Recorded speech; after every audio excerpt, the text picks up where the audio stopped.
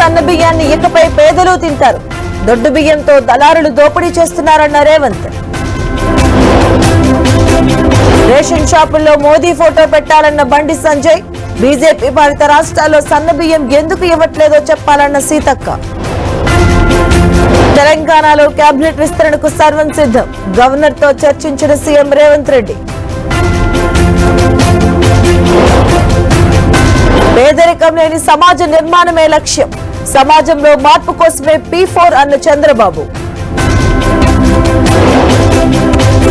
తెలంగాణలో LRS రుసుం చెల్లింపుకు నేడే లాస్ట్ డే. సెలవు దినాల్లోనూ పనిచేయనున్న సబ్ రిజిస్టర్ ఆఫీసులు. ఏపీలో ఆస్తు పన్నుకు నేటితో ముగియనున్న గడువు. వడ్డీపై 50% రాయితీ ఇచ్చిన ప్రభుత్వం. నేడు ఈద్ ఉల్ ఫితర్. దేశవ్యాప్తంగా ఈద్గాల్లో ముస్లింల ప్రార్థనలు.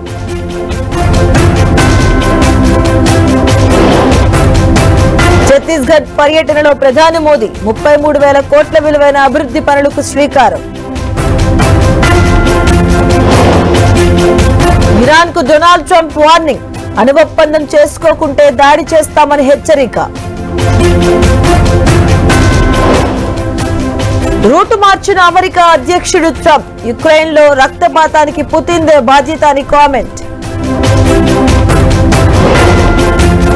1700 దాటిన మయన్మార్ భూకంప మృతులు. శిథిలాల కింద ఉన్న వారి కోసం రెస్క్యూ కంటిన్యూ. ఐపీఎల్ సీజన్ 18 లో రాజస్థాన్ రాయల్స్ బోని.